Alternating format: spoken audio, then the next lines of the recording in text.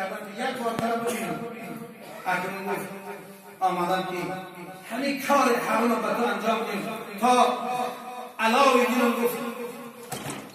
علنگش پس شود دختر بود با یک شب تیز برادیم که اگر همه خواه باشن معیش بیایی تا بچه شروع است میتلا خواه قبول هایی این شکل آسمه چون من این شکل لازم تیز میگه دیگه کردم میگه همه خیلی مارم در زنده اگر همه خواه بنگشت بانده همه خواه بایی سبحان الله دختر بود من خیال کردم جوان زیبا اصلی ظاهری باطنی کنم یک زیبا است اما ظاهری زیبا بسه باطنی رسوا بدست مخترم گفت پروردگار که تو را از یک آب پلید 9 مادر و مادر در اون پالیدی تربیه کرد و تمام حرکت و گردش تو را در اونجا نگاه میکرد آیا خداوند الان تو را میبینه؟ تو از کجا بود که عقل گرفتی که همه خوابند تو در محضر علم پروردگاری که در یک شکل زدن نیچه زدن دنیا را کن فیکون میکند تو چگونه جرأت داری که دست درازی به من کنی میگه وقتی جوان اینا شنید یک لحظه تو عاقبت که میگه برآمد در یک عدد تا منطقهش آمد چند مدت گریست بعد از آن خوابی بعد چند مدت یک دیگر خواب دیدش که در کشورهای جنت دیگر گفتنش که جوان این پاداش چی بود؟ گفت از نصیحت فلان چون از خدا که وقتی چیز در دل من آمد خدا من آمد از اون کار من قادرت راست بکنم اما چکار کردم دست کشیدم از این کاری بگم خدا مرا مغفرت کرد برای همین حتی در قرآن آمده است در دیگر کتاب حتی در تورات حضرت داوود آمدگی است که میگه در زبور آمدگی است مكتوب في الزبور إن الزناة معلقون بفروجهم يضربون بالسياف من الحديد یعنی در روز قیامت زناگاه از همون آلتهاش بر جهنم آویزان میکنن تا مرد آشقازن در اونجا که 19 فرشته دوزخ با برای خود یاردمچی زبانی ها دارند زبانی ها با تیاق های آهنی اونها را با اونها ضرب و کول میکنند وقتی بعد از این قدم عذاب اینها در آتش هم سوختی سادیان هم با تیاق های آهنی اونها را میزنند اونها گریه میکردن فریاد میزدند هستند آخر برای همین آتش بس گفتن که رب حیا این گریه و فریاد همین دنیا کجا بود چرا از خدای خود در دنیا نترسیدی وقتی دست درازی به دختری مردک به زنی مردک به خواهری مرد کردی خوشحال شدی اکنون در این مصیبت مشکل صبر دیگر فریاد تو به روش کسی نمیرسد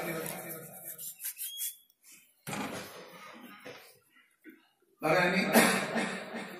خداوند به امت ما گفت ولا تقرب شما نزدیکی رو زنا نکنید حضرت پیغمبر صلی الله علیه وسلم فرماید لأن كان في رأس أحدكم بمخيط من حديد خير له من أن يمسها بإمرة لا تحل له و همه مفرزن داریم دختر داریم خواهر داریم همسر داریم مادر داریم بدانید که این وعید برای همه است یعنی در روز قیامت خداوند در سر همه که مرد یا زن یک میخ از آهن که از قد او درازتر از استار سرش میکوبند تا همین آدم دور کفان میشود به خاطر آنکه بمیخت من حدید خیر له من یمس بامرأة زن یا مرد با زن دست به دست سلام میکند این سلام کردن برای او محرمش نیست اجازت نیست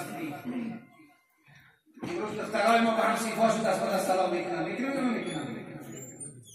حتی بعضیش از خانه همسیفش میآید در پیش پدر و مادر دستش میگیرن تا مطلب میبرد بابا بگم بچه همین تک همین همسایه قطشون میگشت چون میگشت انشاءالله یک مسلمان ما مسلمانیم ما قرآن داریم ما پیغمبر داریم ما شریعت داریم دختری مسلمان حق نداره با بچه همسایه دست به دست سلام کنه با بچه عمت حق نداری دست به دست با بچه تبایت حق نداری دست به دست سلام کردن فقط با اکتر و دادر با پدر با تبایی با عمکی اما با فرزند اونم حتی یادم آمد حضرت عمر رضی الله تعالی این یاد دوم رسول الله صلی الله علیه وسلم میگه بار پیغمبر خدا دید که پیشانیش کفیدگی است یا عمر چی شد؟ گفت وقتی که در خانه در آمدون که دخترم تنها بود اون حدیثی که به یادم آمد که البته دو انسان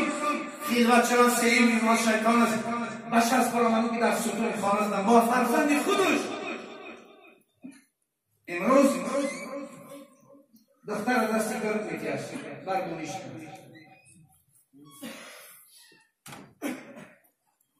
برای احتیاط کنید فرزنداتون نصیحت کنید بخوانند این برای همه ما لازم است برای دخترم لازم است و بچه هم لازم است اگر امروز دختران نخوانند همسرهای ما را کی تولد میکنند خواهرهای ما و فرزندهای ما را کی تولد میکنند بخوانند اما با طرز اسلام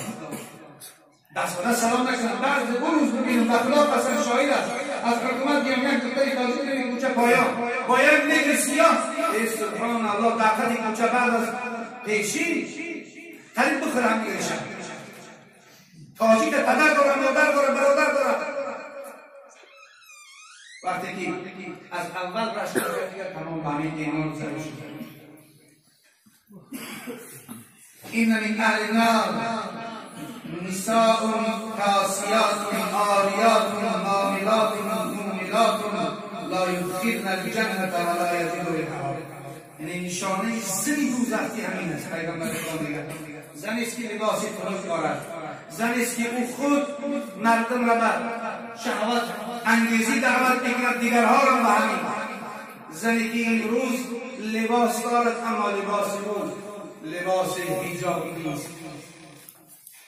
لباس زنی مسلمان نیست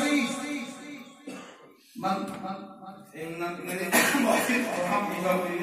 بعضی روز همون لباسای تنگ حجابی میگفتن نه لباسی که قرآن حتی لباسی کشا را برای مرد تبلیغ میکنه کجا برای زن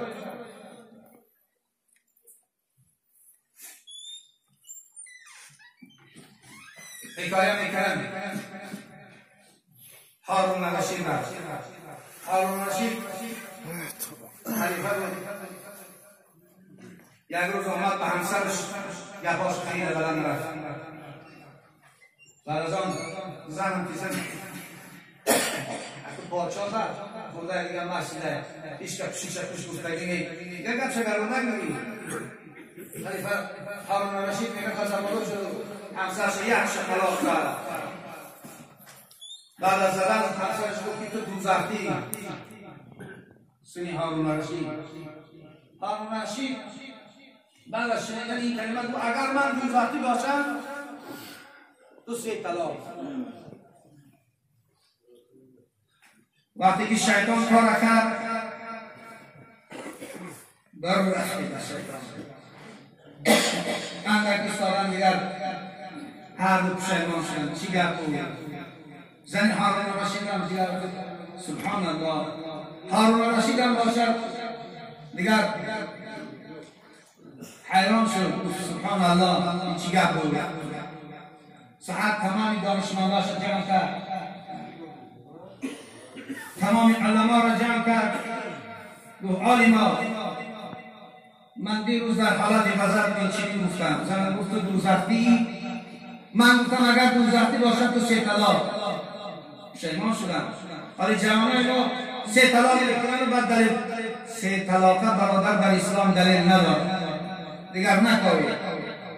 3 طلاقه به هیچ مذهب دلیل ندارد که از حضرت عمر بالاست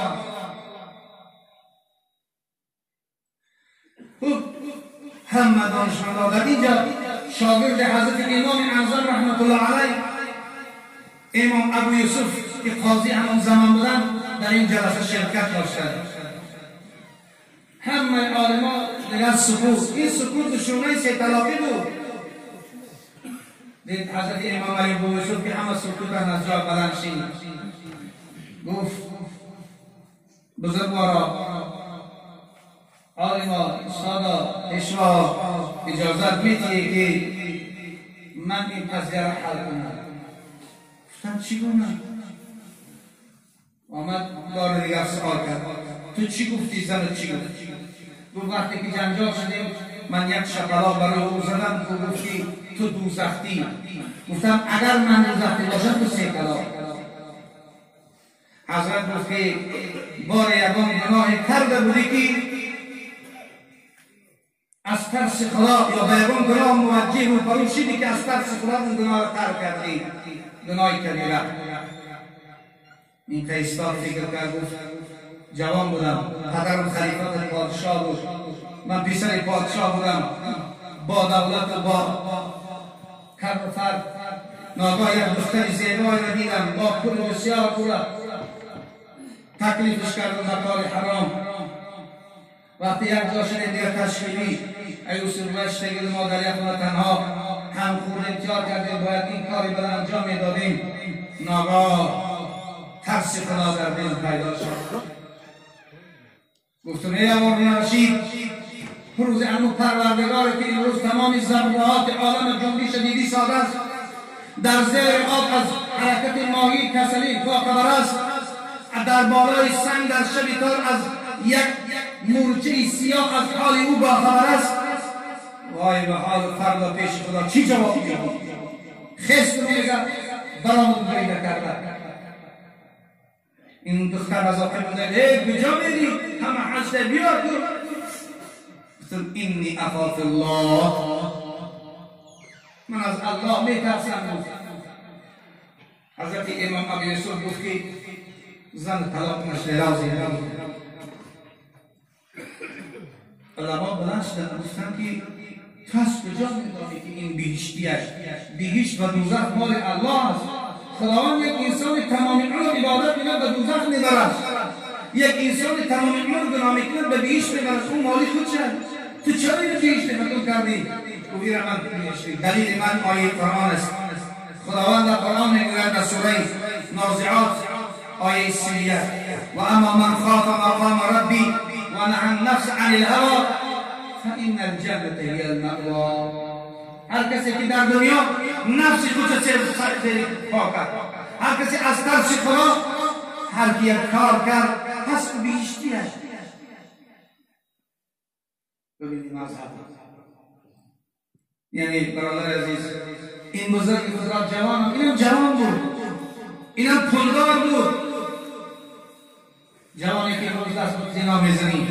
یک بار بیاندیش که کی طرف تماشا برای تو گر بیجا میری. هر روز در تمام مسجدهای کشور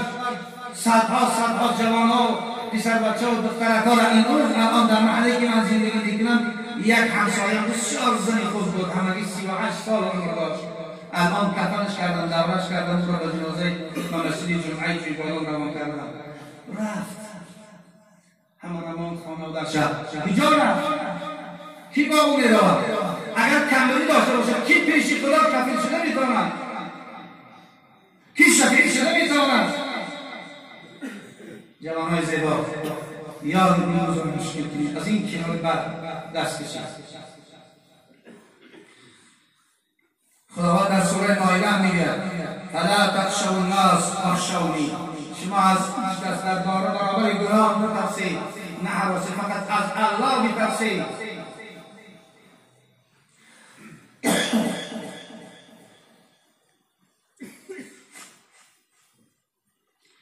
در زمانی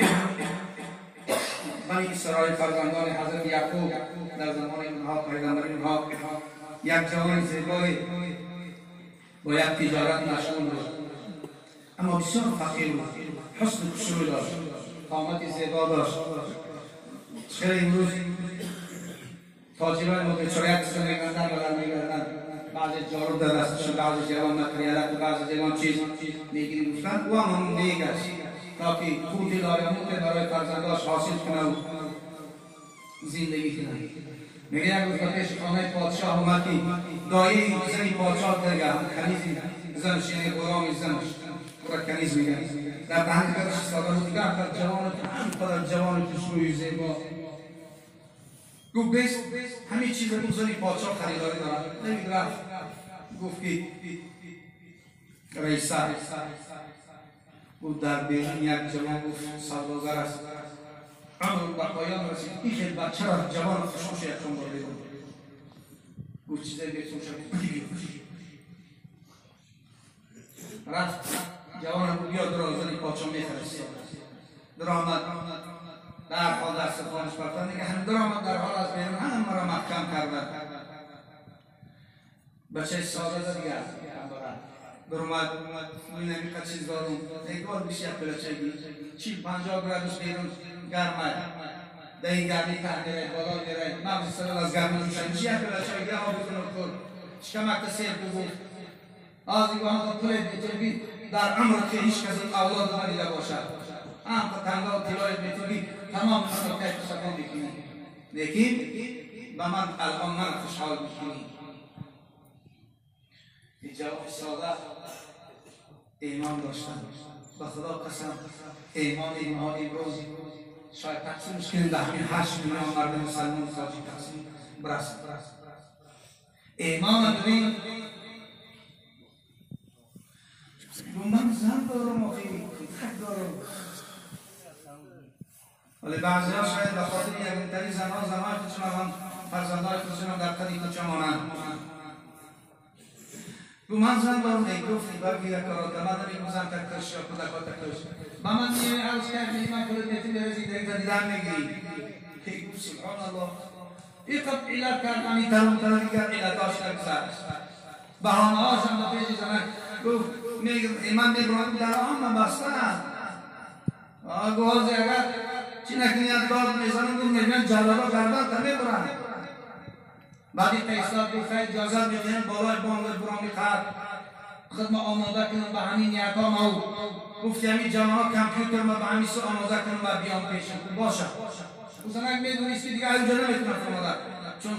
قصرش بسیار بلند بعد برمد بالای بامو گفت ای نفس ای جان گفت اون خدایی که تو به دنیا آورد اون خدایی که این نعمت را به تو داد زن و فرزند این همه چشم و گوش و نعمت ها را الان با همه ملائکه هاش را نظارت دارد تو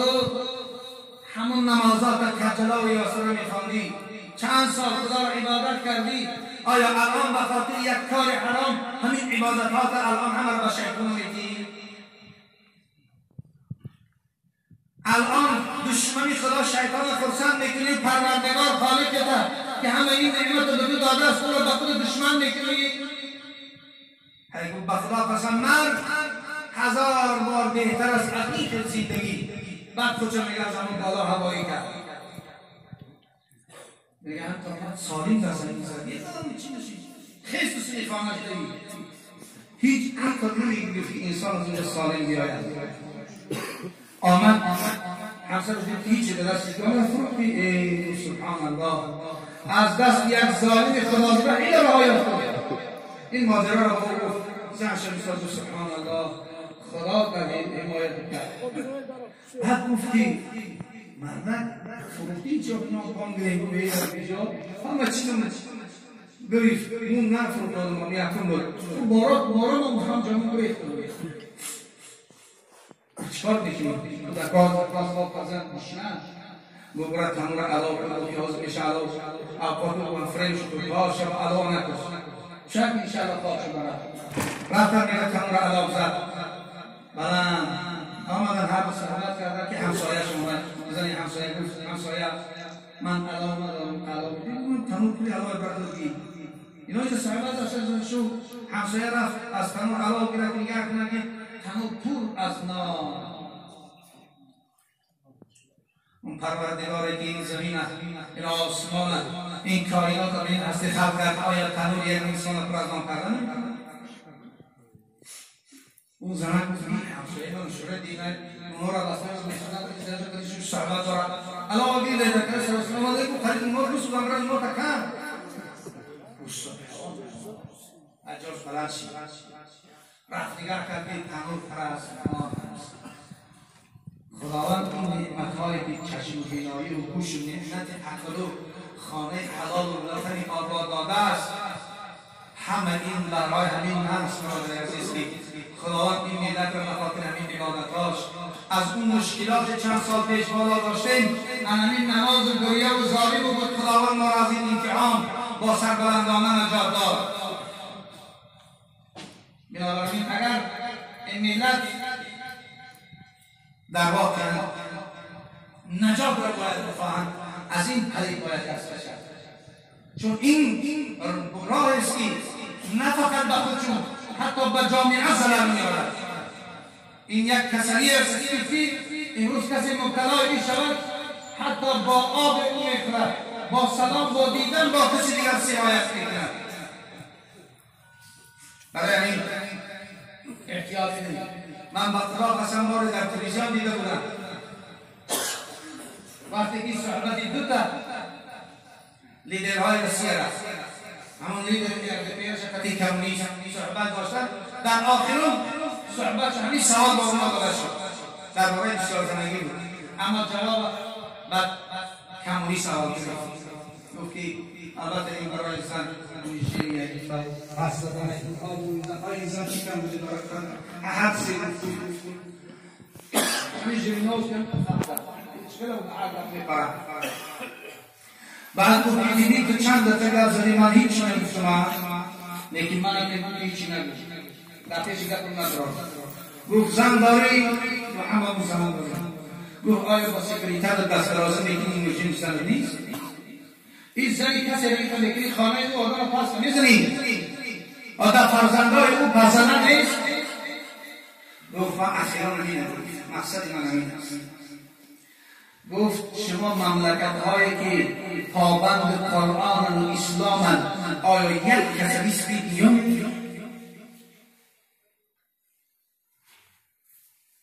امروز شرمندگری است در اسلامداری ما به خدا قسم در اسلامداری ما شرمندگری است که بچه مسلمان امروز به کسی نیستی گرفتار شده است تاجیک شما یک مسلمان را در روی عالم غیر تاجیک بیاوید که به این کسان مبتلا شده باشد امروز در قشلاق‌های نکمتر از 10 تا و 15 تا در روی خطیب بیمارخانه ها هستند اونها شد سید پوشند والله عظیم اسلام داری شرم است حیا کنیم که ما مسلمان امت رسول الله ما همون خدای را پرستش میکنیم و همون پیغمبری را پرستش میکنیم مسلمانان دیگر پرستش میکردند ما همون قرآن را داریم ما همون پیغمبر ما همون ایمان را داریم آیا این چی شرمندگی است که بچی تاجیک به این کسان مبتلا شود یک روز یک جلسه شرکت میکردم گل لالت است من در او حالت معاون خطیب جیبادان بودم خطیب یک جنازه غم رفته بود من گفتم که حتما باید شرکت کنم برای همین کسان اسپیک بود اون یک برنامه را شد من رفتم حراسیش اون جلسه مردم نشید خواستم بگردم که گفت داملان یه حکایت تون تو چند حکایت بکنید من صورت سر و لباس شما را رفتار شما من معقول نشد من این جلسه میدونم گفت که قسم به الله که منبر رسول الله صلی الله علیه گفت در کتازآباد حتی یک کمپینی 65 ساله به این کسان مبتلا شده من گفت شده بکنید گفت میفهمم این عباسی سراغ شد تو چی گونه؟ کمپین گفت کمپین بیمار نشد بیمارستان رو بیمارم بچه هاش وقتی که مراجعش میکنم میبینم که این به همین کسانی سرایت هیچ گرفتار شده است این همیشه راش باید به همین سینا است کمپین 65 ساله در تنهایی دکتر میپرسش یک خونه سکت تو چی کسانی تو را همان باید با خویش تورات از همه باید به فرزندان جدا زندگی کنی بگو بی تو باقی کرده نباشه باز فرار کنیم شرمنده کنیم یک بچه اگر دستی آمده است همین کمپین دسته سبحان الله امروز بیجا رفتیم باز میگن این الصلاة تنها عن الفحشاء والمنکر. الله میگه نماز انسان را از راه ضلالت و گمراهی و فسادی و زنا دزدی و ناکامی باز می‌دارد. نماز کسی که مانع نشد، یعنی نمازهای خوانده بود شبهه که پیش خدا قبول نکرد، یا طهارتش درست نیست یا نمازهای خواندگیش درست نیست. وقتی که محنت می‌کنی نماز طهارت می‌کنی تعمیر کنی باقی نماز را هدایت کنی. در زمانهای حضرت عثمان که انشاءالله شرح کردن واقع شد، در زمانهای حضرت خلافت حضرت عثمان رضی الله تعالی زن مرد زناگر دعوا به زنا کرد. اون زن که به این آیت ایمان داشت این الصلاة تنها عن الفحشاء والمنکر، گفت مرد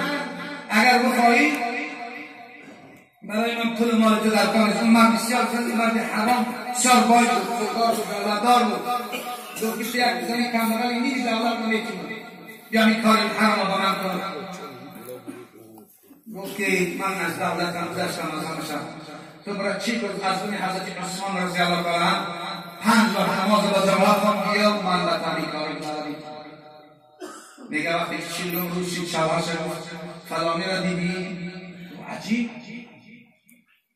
گفت همین فلانی همیشه شک کرده برای طرف مرد که ایمان به این آیت داشت که سخن خدا است، کلام پاک الله است، گفت را حاضر چه دارد. وقتی که روزی چنین صحابه بعد از نماز بامداد زن در یک کنج دیوار ایستاد، اون مرد فریاد کرد گفت چی خواهد؟ گفت بیا. روزی چنین سبحان الله اتقوا الله، من از الله میترسم. من اون زمانی که گفته این کار گفتم قسم به الله اگر خدا مرا بهشتی کند بهتری خواهد بهشت میداد. چون اون زمانی من گفته بودم که من از الله هیچ ارتباط ما بین من خالقم نبود. من وقتی 40 روز نماز از خاطر حضرت عثمان خواندم من درجه اصلاح شدم. برادران باید نمازان اصلاح بکنم نکردم پی اصلاح نمازان شد. خوب دافی دعا میکنیم در حقیق. ما یک روز همجا مردمی قضاقان شاهی بودن نمازشان بودیم شنده اجتنامی چیزلا به خاطر سوره های تعلق شده که از مردم تو مدرسه بسیار دستگیری خوب کردن.